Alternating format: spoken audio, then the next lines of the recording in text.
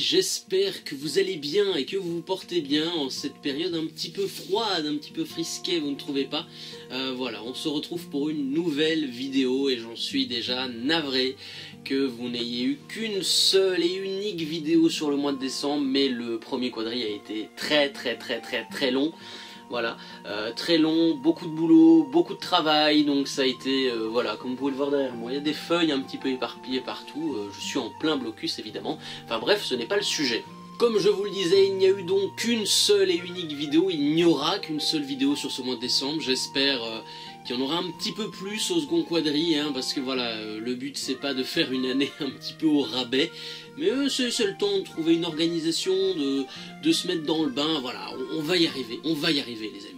Bref, aujourd'hui nous ne sommes pas là pour parler de moi, de mes cours, hein, de comment je vais, comment va la vie, non, nous sommes là parce que nous allons parler d'une nouvelle critique à chaud, une nouvelle review time sur cette chaîne de la Minute en Vrac. Et aujourd'hui, eh bien, nous nous attaquons à un animé, je vais dire, assez discret, que peut-être peu de personnes d'entre vous connaissent, parce qu'il est sorti très récemment, en 2020. L'animé s'appelle, attention à l'accent anglais magnifique, The Day I Became a God. Donc voilà, le jour où j'ai rencontré, où je suis devenu Dieu. Voilà, donc je ne sais plus vraiment quelle est la traduction exacte, mais en tout cas, c'est le titre de cet animé. Alors grosso modo, pour pas rentrer dans les détails et pour pas spoiler, hein, parce que s'il y en a parmi vous qui ont envie de voir cet animé, eh bien allez-y, y a pas de souci, il est dispo je pense, hein, un petit peu sur à mon avis les plateformes de streaming style Crunchyroll, ADN, à mon avis vous devez le trouver là-dessus, vous devez le trouver, mais oui. L'animé nous parle donc d'un certain Yota, un jeune lycéen basketteur qui s'entend très bien avec son meilleur pote, hein, voilà, ils sont cool, ils mènent une petite vie simple. Yota il est amoureux de Izanami, hein, qui est un petit peu la fille la plus belle de sa classe, mais qui ne parle pas beaucoup, qui est très studieuse, qui est sa meilleure amie, enfin bref, il y a tout un petit bric-à-brac, je vais dire, dans ce triangle-là, et un jour, alors qu'ils étaient en pleine partie de basket entre hommes, entre couilles comme on dit, eh bien Yota il tombe sur une jeune fille d'à peu près entre 10 et 15 ans, on va dire, du nom d'Ina, qui se présente à lui comme une médium, une voyante, qui sait tout sur tout, qui sait lire l'avenir, et elle annonce le pitch de la série, ben, la fin du monde c'est bientôt, oui, ça arrive vite. Et donc à partir de ce point de départ là, de cette rencontre, Yota va donc accueillir Ina un petit peu chez elle pour l'aider à savoir déjà d'où elle vient, quelle est sa famille, comment est-ce qu'elle a eu ses dons de voyance, comment est-ce qu'elle peut avoir ses dons de voyance, et va s'enchaîner plein de petites scènes, de petites intrigues. Chaque épisode va représenter chaque journée avant évidemment la fin du monde annoncée, avec des tumultes, des rebondissements, des actions. Ina qui va aider Yota dans sa vie amoureuse, je vais dire, avec Izanami. De l'autre, Yota va aider Ina. Enfin bref, il y a de l'aide, il y a de l'entraide. Et l'animé part un petit peu là-dessus. Donc ça c'est grosso merdo, j'ai pas trop envie de rentrer plus dans les détails, parce que sinon ça fait un peu trop du spoil. Maintenant, pour ceux qui ont un petit peu vu l'animé, pour ceux qui ont envie d'en savoir un petit peu plus, eh bien on va un petit peu spoiler. Donc voilà, si vous n'avez pas envie d'être spoil sur cet animé, si le petit speech que je vous ai dit un petit peu rocambolesque vous titille votre petite curiosité, eh bien n'hésitez pas à aller le voir, ce sera avec plaisir que je vous l'encourage. Mais pour ceux qui ont vu la série, eh bien allons-y, parlons.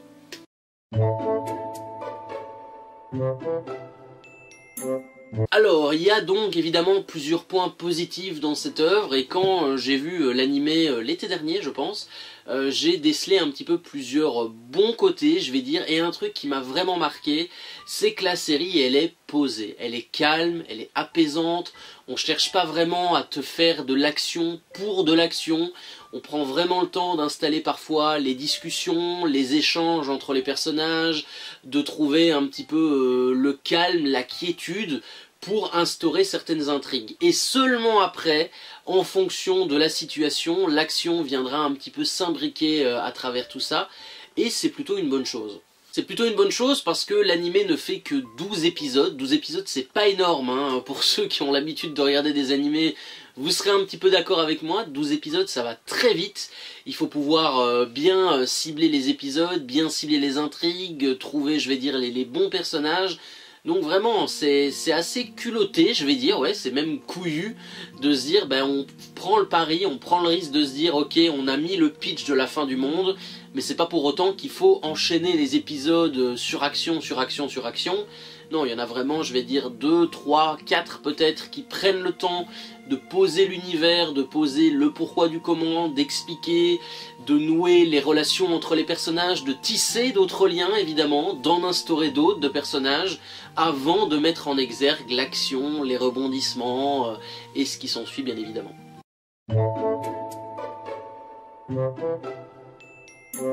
L'autre point positif, c'est qu'il y a une très très belle relation tout au long de la série entre Hina et Yota. Une relation qui va aller crescendo. Au début, Yota, ben, il croit pas vraiment un petit peu les bobards d'Hina quand il lui dit « Bah ouais, mais tes histoires de médium, c'est du vent, ça existe pas, il y a sûrement une explication rationnelle, scientifique, t'es qu'une gamine. » Et finalement, il se rend compte que plus eh bien, Hina lui montre et lui prouve que ses pouvoirs de voyance s'avèrent exacts, et ben il change un petit peu d'avis, il se dit ok, elle a l'air sérieuse, elle a l'air vraiment directe, elle sait un petit peu ce qu'elle dit, c'est pas une mythomane, et à partir de là, ben, leur relation un petit peu, elle va se modifier. Ils vont commencer à s'apprécier, à rire ensemble, à jouer ensemble, et il arrive à un moment donné, comme dans ce genre de série évidemment, ben, qu'Hina, elle éprouve peut-être un peu plus que de l'amitié envers Yota. En tout cas, il y a quelques bribes qui nous le font ressentir, parce qu'elle sait que son but c'est d'aider Yota à plaire à Izanami, mais de l'autre côté, Hina, elle a pas trop envie, elle se dit ok, mais si Yota il arrive à pécho Izanami, moi qu'est-ce que je viens? Donc vous voyez, il y a un petit peu ce genre de nuance qui se joue entre les deux personnages. Sans compter qu'à la fin, les deux personnages vont avoir une relation qui va être vraiment poussée à son paroxysme, où l'intrigue va être véritablement dans ces moments forts, des moments assez durs, où là, Yota finalement ne reconnaîtra plus Hina après l'avoir quittée, après l'avoir retrouvée dans un état un petit peu délétère, si je puis dire. Mais ça ne change rien, parce que Yota va poursuivre ses efforts, il va tout faire pour renouer le contact avec Hina, retrouver celle qu'il a tant aimé à voir tous les jours, rire avec, découvrir, je veux dire, ses petits vices par moment à Hina, hein, qui aimait bien charrier Yota à ce niveau-là. Donc voilà, il y a vraiment une très très belle relation entre les deux personnages qui au fil des 12 épisodes se développe, avance. Ils arrivent à s'entendre, à rire ensemble, à jouer ensemble. Et tout ça va être appuyé par une thématique, des thématiques assez fortes tout au long des 12 épisodes.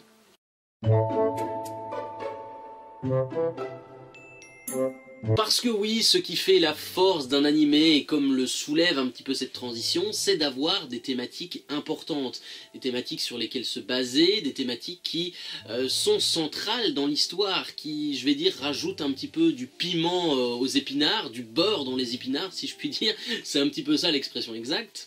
Mais on prend vraiment des thématiques que moi j'aime beaucoup. Il y a déjà un rapport à la technologie, notre rapport à la technologie, de ce qu'on en fait, de ce qu'on en utilise, des effets que ça peut avoir sur la société, sur notre corps et même sur notre esprit. Parce que je ne vais pas trop spoiler, mais on se rend compte que fur et à mesure que l'histoire avance, qu'il y a des choses finalement qui se jouent dans l'ombre, il y a des personnes qui sont derrière, un petit peu des éminences grises, si je puis dire, qui savaient un petit peu pour Hina, parce que Hina, elle est médium, mais oui et non, voilà, hein, il y a quelque chose de complexe qui se joue avec ça aussi. Mais il y a aussi ouais, cette mise en exergue du rapport de l'être humain à la technologie, à l'excès avec cette technologie, et des effets dévastateurs qu'elle peut avoir sur un corps humain. Et vous le verrez avec la série. Hina en est la preuve dans les derniers épisodes. Ça a été dévastateur pour elle, pour son corps, pour sa vie aussi, parce qu'elle a perdu tellement de choses à cause de ça. Comme je vous l'ai dit, il y a l'aspect à la technologie, mais il y a également d'autres aspects qui concernent davantage la société, les voleurs, les malfrats, les magouilles, les éminences grises comme on en a parlé, notre rapport à la vie, à la mort, nos liens familiaux, intrafamiliaux, extrafamiliaux, ce qui se joue en coulisses dans les grandes sociétés, ce que pourrait apporter à l'humanité un pouvoir de médium, de voyance pour beaucoup de choses, que ce soit la finance, la bourse, les banques, enfin voilà, la carrière d'une entreprise. Enfin, il y a tellement de choses qui peuvent aller vers ça qu'il y a des thématiques parfois fortes et inattendues. Et ça fait plaisir, parce qu'encore une fois, je le redis, il n'y a que 12 épisodes. Je conçois que tout ce que je viens de dire là, parfois c'est un peu complexe à comprendre, mais cet animé est parfois complexe. Il est parfois complexe, mais il est attachant. Et il y a tellement de choses, encore une fois, qui se jouent, et ça fait plaisir, parce qu'en 12 épisodes, on ne s'ennuie pas. On ne s'ennuie pas, on n'est pas vraiment décroché par le récit, on est pris dedans, on a envie de savoir ce qui se passe à chaque journée, on apprécie d'autres personnages, que ça soit Ina, Yota, Izanami, mais également Sora, la sœur de Yota, le meilleur ami de Yota également, Izanami et ses potes, on les apprécie aussi. À un moment donné, il y a une des PDG d'entreprise qui vient s'inclure dans la bande, et c'est quand même assez cool. Voilà, c'est quand même assez cool. Il y a même l'arrivée d'un petit génie à un moment donné qui lui aussi a un passé assez trouble, assez complexe. Donc oui, il y a une belle ribambelle de personnages, une belle ribambelle de thématiques, de sujets qui sont importants et qui sont abordés, je vais dire, en face à face. On ne s'en cache pas, on n'a pas envie de cacher ça. Et l'animé, ça s'en ressent à la fois dans l'écriture, dans les paroles, dans le texte des personnages. Il y a vraiment tout ça qui est mis en place et c'est plutôt cool. Maintenant, il y a quand même deux petits bémols à cet animé, deux petits points négatifs, mais ça reste une petite goutte d'eau. Mais il faut quand même les soulever.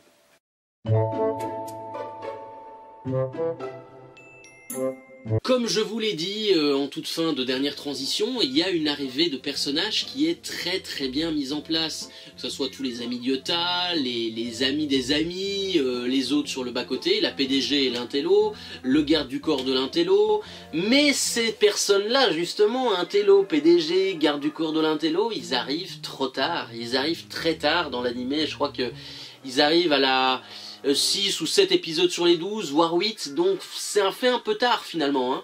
Ça fait un peu tard, et le problème c'est que la série elle est déjà bien lancée, on est déjà bien dans l'intrigue, on est déjà connecté, je vais dire, avec les personnages, et on a du mal à se rapprocher des autres qui arrivent, parce que mettre en place leur développement, leur backstory, leur background en 3-4 épisodes, c'est assez difficile. Le seul qui arrive plus ou moins bien à se dépatouiller, c'est l'un des intellos, hyper fort en technologie, qui avait deviné depuis le début que voilà, Ina n'était pas vraiment une médium, qu'il y avait quelque chose qui était derrière, qui lui pourrait lui servir pour assouvir un petit désir de vengeance envers une entreprise qui a rejeté ses idées, qui a rejeté ses projets. Et lui s'en sort un petit peu parce qu'on nous démontre un background de ce personnage qui est bien développé, qui est assez sombre.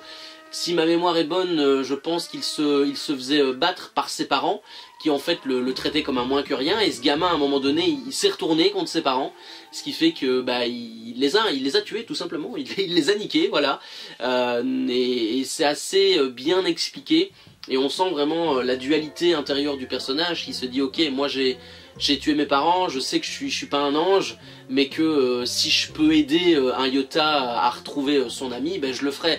Parce que à la fois lui ça l'aide, mais moi ça m'aide aussi à me sentir mieux en tout cas.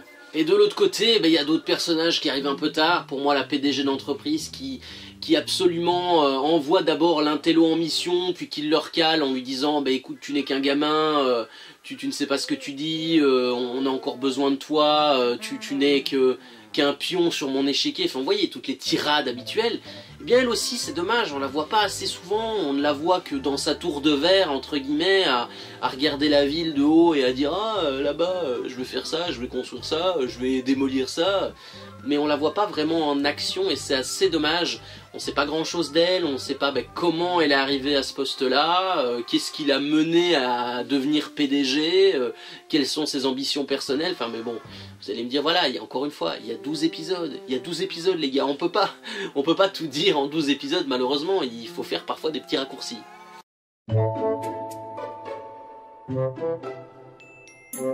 Tandis que le dernier point, alors j'en parlais tout à l'heure qu'on avait une belle ribambelle, mais j'ai l'impression, et ça c'est un peu dommage encore une fois, que mis à part Ina, Yota, Sora, c'est tout, et Izanami, on a vraiment là le quatuor de la série au niveau des personnages. Parce que le reste, je trouve que c'est un peu en retrait, que ça soit la pote serveuse de Sora qui à un moment donné se fait un petit peu agresser dans dans son magasin de café, un petit peu par un client, je vais dire, pas ouf quoi, voilà, un peu malpropre, malhonnête, va-t-on dire.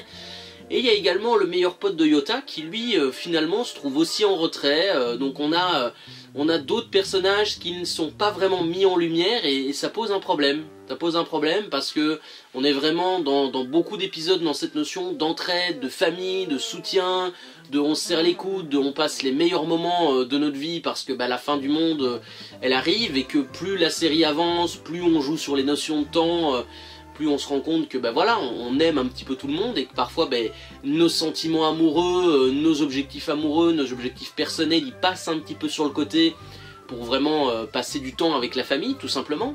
Mais c'est pas vraiment bien expliqué, c'est rapidement exécuté, parfois un petit peu maladroitement, et ce qui fait qu'on n'arrive pas à accrocher à ces personnages, et c'est dommage parce que il y avait eu la possibilité de réussir quelque chose, même en 12 épisodes, d'autres animés ont su le faire, mais voilà, The Day I Became a God a beaucoup eu du mal à faire ça. Mais encore une fois, ces deux petits points négatifs, ce n'est qu'un grain de sable, parce que d'une manière générale, l'animé est bien réussi. Il est bien réussi, il est agréable, il est doux. Et franchement, en période un petit peu de tension, de Covid, de machin, ça fait du bien un animé qui est doux et sans prise de tête. Ça fait 20 minutes que la vidéo est lancée, donc nous arrivons à la question ultime, bien évidemment. J'espère que vous appréciez ce format un petit peu assis. Voilà, aujourd'hui, je vais être honnête avec vous, j'avais pas envie de me mettre debout. Voilà, j'avais envie d'être assis. C'est ma période blocus, peut-être. Peut-être.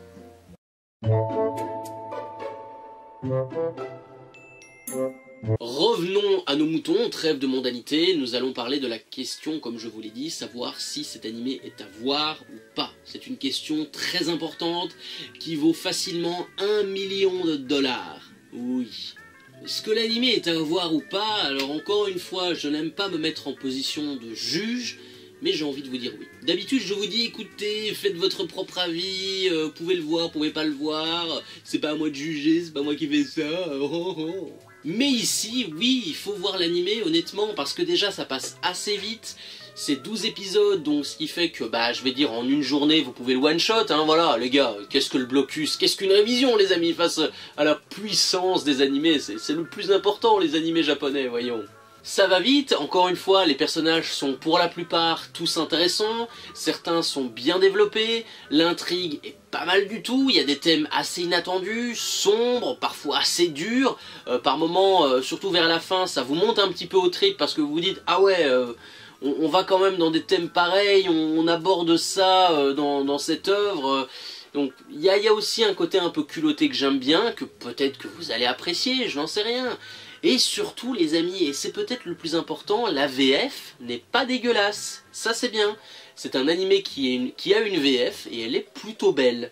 Parce que d'habitude c'est très rare, en plus un animé comme ça sorti en 2020, on se dit est-ce qu'ils vont le diffuser en VF? Eh bien oui, ils le diffusent, et franchement j'ai été le premier surpris, je me suis dit ah, il y a du potentiel, c'est pas mal, il y a des voix que vous avez forcément déjà entendues, je n'ai plus les noms là comme ça, mais voilà, oui, je vous le conseille, parce que moi j'ai vraiment pris un petit plaisir devant cette petite série. J'espère qu'il y aura une saison 2, parce que je me dis qu'il y a peut-être moyen de développer quelque chose, d'aller encore un petit peu plus loin, de reparler du cas d'Ina, de voir s'il n'y a pas eu d'autres personnes dans la même situation qu'elle, et puis voilà, je pense que vous allez passer tout simplement un bon moment, et avant les fêtes, c'est toujours plaisant de passer un bon moment. En plus, vu que le 25 décembre arrive, et que c'est le jour où le petit Jésus est né, voilà, voir un animé où on dit le jour où j'ai rencontré Dieu, c'est quand même beau, c'est un peu racoleur, enfin vous voyez, ça passe bien. Enfin bref, voilà, allez le voir, regardez-le à votre aise, parce que vraiment, c'est plaisant, c'est chill, c'est sans prise de tête, c'est doux, c'est poétique, c'est calme, et ça fait du bien, tout simplement. Vous avez donc toutes les cartes en main maintenant, tel Yami Yugi, pour suivre cet animé sur les plateformes, des plateformes légales, bien sûr, on s'entend, oui, je vous vois les petits coquins, là, je vous vois. Mais bref, j'espère en tout cas que cette nouvelle review time vous aura plu. J'ai essayé d'être le plus rapide possible, le plus concis possible. Je sais que c'est pas facile. J'essaye de faire des critiques en moins de 20 minutes. C'est chouette. J'essaye. Oui, les amis, je m'améliore. Comme d'habitude, avant de partir, c'est le plus important, vous le savez bien évidemment, n'hésitez pas à aller vous abonner à la chaîne, c'est le plus important, vous avez le nom de ma chaîne ici, et le nom de mon petit blog, l'actu en vrac, juste en dessous, où je poste de temps à autre des petits coups de cœur, des petits coups de gueule, et cette critique est d'ailleurs disponible sur la... Donc n'hésitez pas à aller y faire un tour, tous les liens sont dans la description. Quant à nous les amis, on se retrouve très vite et je vous promets pour un peu plus de vidéos. Encore une fois, je m'en excuse, voilà, hein, la charge de travail a été assez longue, donc désolé. Bref, il est temps, je crois que la vidéo se termine parce que moi je n'ai plus de voix. Voilà, ma voix commence à s'en aller aujourd'hui, donc merci encore à vous d'avoir suivi. On se retrouvera le mois prochain en 2022 pour une nouvelle année où on parlera d'une nouvelle critique du mois les amis, centrée sur Fairy Tail et son 5e arc, l'arc du Nirvana. J'espère que vous serez au rendez-vous. D'avance, je vous souhaite de bonnes fêtes, un joyeux Noël, une très belle fin d'année, une belle année 2022 qui s'ouvre en espérant de belles choses. Et encore une fois, c'est le plus important. Salut.